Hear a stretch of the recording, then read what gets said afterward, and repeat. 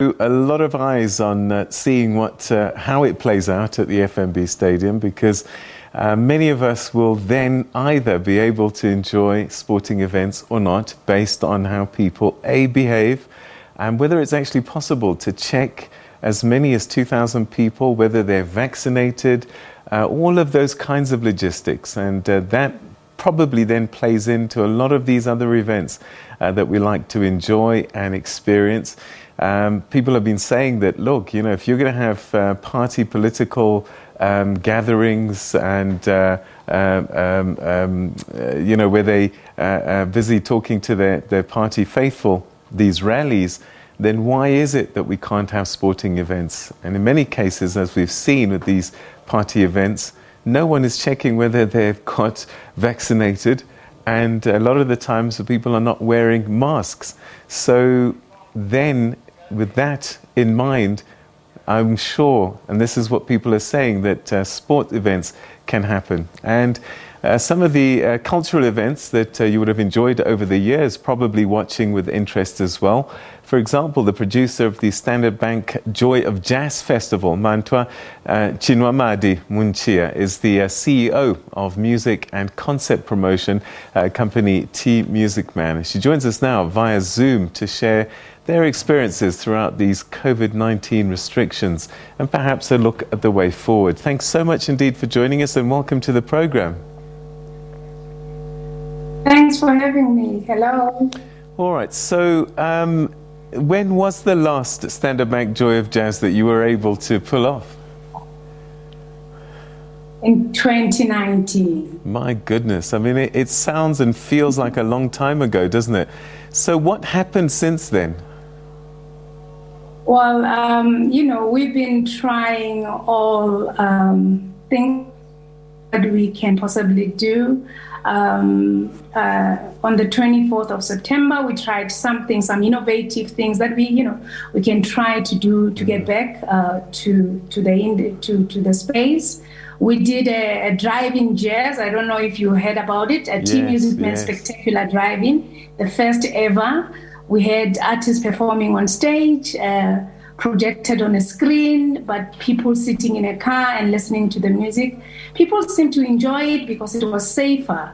Going forward, if we are still, under strict regulations of COVID and having limited numbers, we're looking at still having those kind of events that are, safer and, protecting ourselves. Of course, the artists and the people that come to the shows. All right, but I guess one of the casualties has been the musicians and their ability to earn.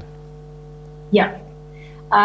Look, not only the musicians. If you look at cultural events like the Standard Bank Joy of Jazz, doesn't only the impact is not only on the musicians and the technical production companies. Our economic spin-offs goes to the hospitality, goes to tourism, and when festivals like the Joy of Jazz happens, you book hotels, people get to eat.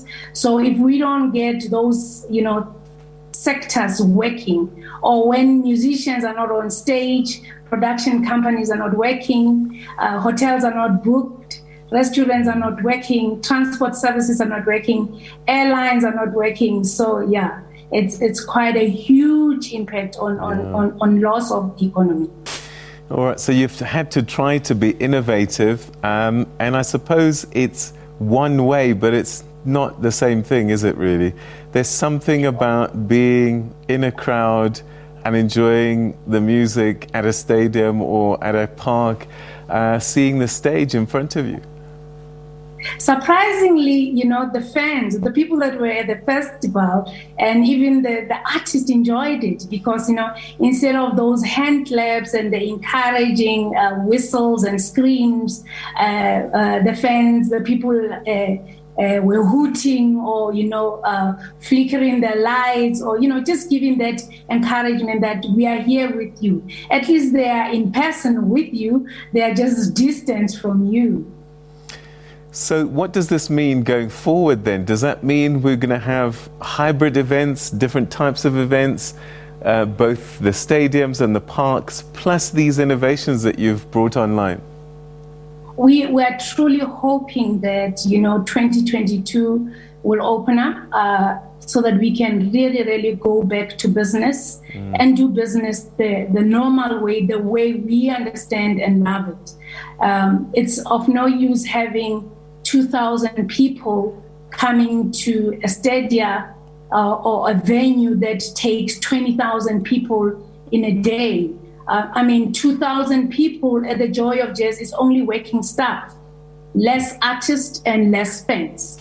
So if you look at that number only, it says, what are we doing? We want to have artists on stage. We want to have the patrons coming to support. Yeah. So it's really hitting us hard, very, very hard. Is there a possibility of doing more venues with smaller numbers than trying to do one venue with bigger numbers?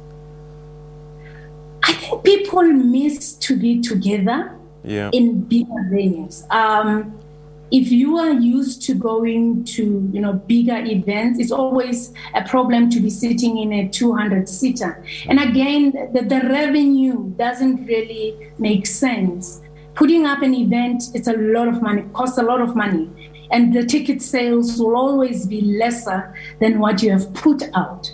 So the reason why you or people have bigger stages or bigger capacities is for us to have, bigger ticket sales so that we can, then make more revenue out of that.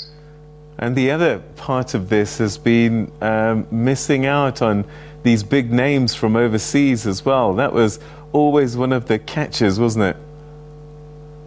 Look, we have big names here. We pulled it out a few weeks ago. We realized that we have the cream here. That is just an incentive. The internationals are just an incentive, truly speaking. For us, as T-Musicman, going back, we really want to start back at home. Let's rebuild our economy and then, look at who else can we bring in, bit by bit, because other countries have started doing shows with their own artists. It will be just one artist from another country coming in and so on. So what's your cry to government? How soon would you like this to happen? I guess you have to balance out how well we're doing with vaccination and that kind of thing. Well, we want to believe that if we are going back and we have a plan, there's no use of really opening up everything and we don't have a plan. If for us as a sector, I believe that if we have a 360 plan where the arts and culture teams up with tourism, because we actually interwork with tourism and hospitality, we can see ourselves going back really faster. Tourism activities, including artists, tourism activities, including, bringing in the arts and culture activities into their space. We might and we will definitely go back faster. All right. I mean, you've had to change the way you look at your business. How do you think the experience, music experience, show experience is going to look like in the future? We know we'll still want to be experiencing the stage and stadium park kind of thing, but through your experiences now, do you think that we've shifted quite a bit and that there'll be more different types of experiences that you'll be putting on as a business? There is nothing exciting and beautiful as a live performance. We can do hybrid, we can do visual shows. Artists can tell you themselves that feel of the screams and the cheering of the people, the clapping of those hands is what they want. It's the closer they feel to the art, to the people. And I think it is good that we artists especially have developed another, revenue stream with visual shows. Going forward, we should investigate how more can we, make use of live streaming and still have the shows the way we have them, live performances, and stream lifetime, in real time to people who couldn't be to the shows. Yeah, I mean, the live streaming game is definitely something that's kicked off, and that gives opportunities for people in other parts of the world to experience South African music in a different way. Definitely. That just spreads you globally. Yeah.